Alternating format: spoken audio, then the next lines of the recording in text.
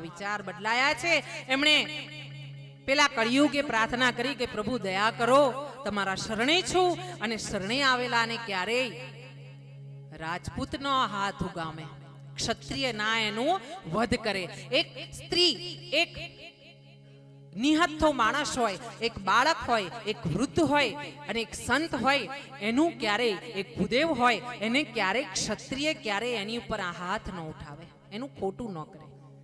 હા, રાજપૂતોની શાન છે આ, ક્ષત્રિયોની।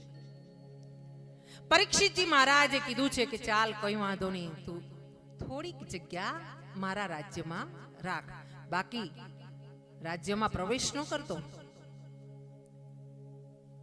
પેલાએ કીધું કે ભગવાન હું રહું તો મહારાજ ક્યાં રહું? એટલે પરીક્ષિતજી મહારાજે બતાવ્યું કે જે દારૂ છે ને, વેશ્યાગમન છે ને, જુગાર છે ને, આમાં તું રે।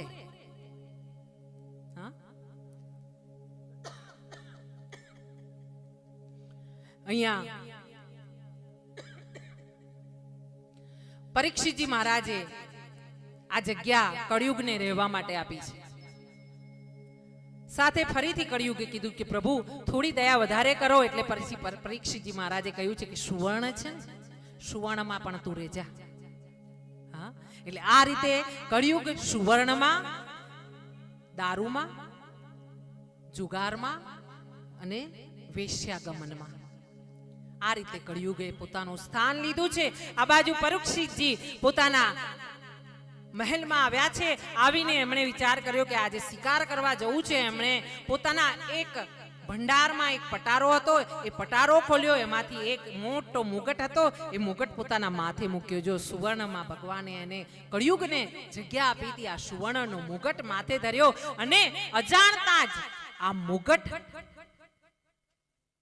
કંસનો, અને એ મુગટ પોતે માથે ધર્યો। હા, કહેવાય ને, તમે જો ધ્યાનથી સમય હોય ને આપણી પાસે, તો એક કથા 3 કલાક એક શબ્દ પર ચાલે। સ્પર્શ દોષ, અન્ન દોષ, પાણી દોષ, નજર દોષ, આ બધા દોષ છે। હા, તમે સત્સંગ કરતા હો, તમે ટ્રેનમાં હરિદ્વાર આવવા નીકળ્યા હો, અને ત્યાં તમે સત્સંગ માળા લઈને કરતા હો તમારી સીટ ઉપર, ને ત્યાં તમારે ભીડમાં તમને કોઈ એવા નાસ્તિક વ્યક્તિ, અપવિત્ર વ્યક્તિનો સ્પર્શ થઈ જાય જરાક, તમારા વિચારો બદલાઈ જાય, અને તમને શું વિચાર આવે ખબર છે?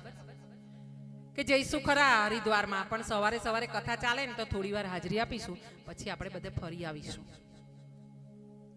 અને ત્યાં સારી સારી વસ્તુ મળતી હોય તો થોડો ત્યાંની સારી વસ્તુઓ જમશું, આપણે મજા કરીશું, થોડી ખરીદી કરીશું। આ સ્પર્શ દોષ